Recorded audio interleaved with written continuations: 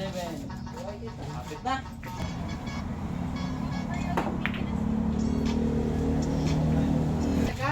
Wala. Ano ba? Numero.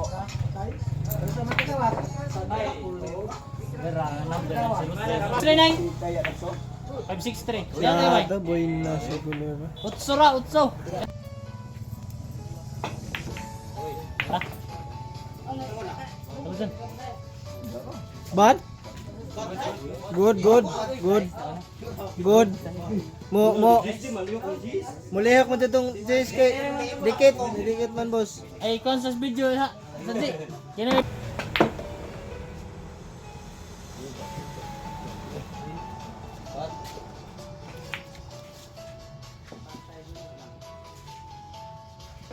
Tado, bang tado. Mga pagawat.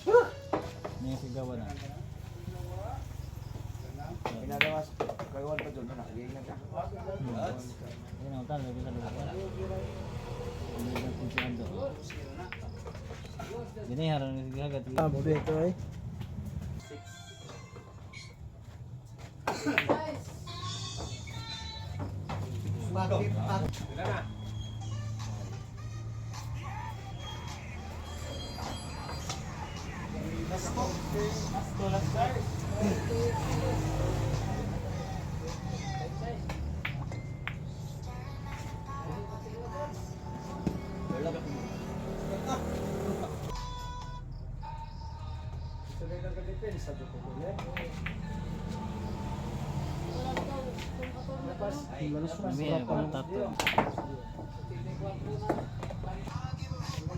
Sila putar.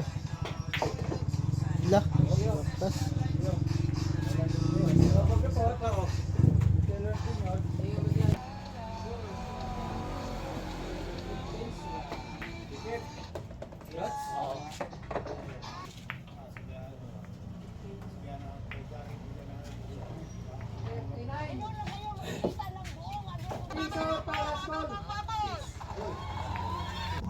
Kami naman ay nagtulong-tulong na mabalitan ang mga magiging regadong startups.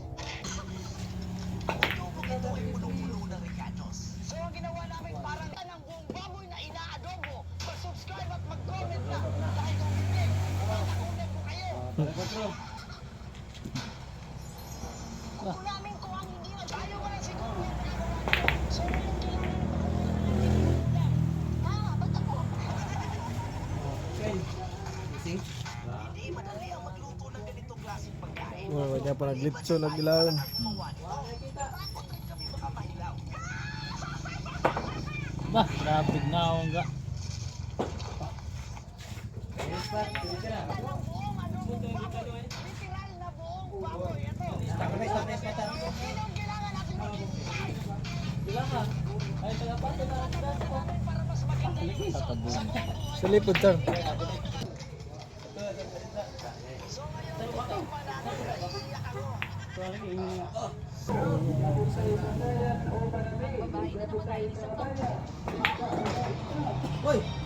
Buenas ka lang.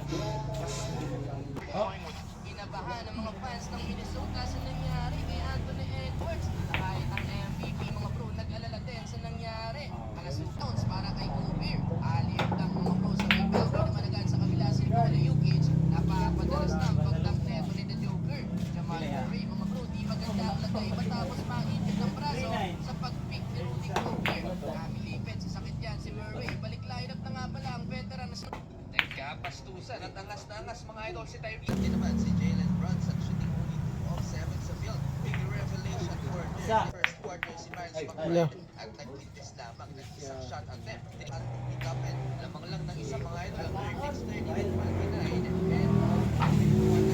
second quarter ang dalawang bench player pa rin ng Indiana Pacers ang nagbigay energy sa kanilang kumanan.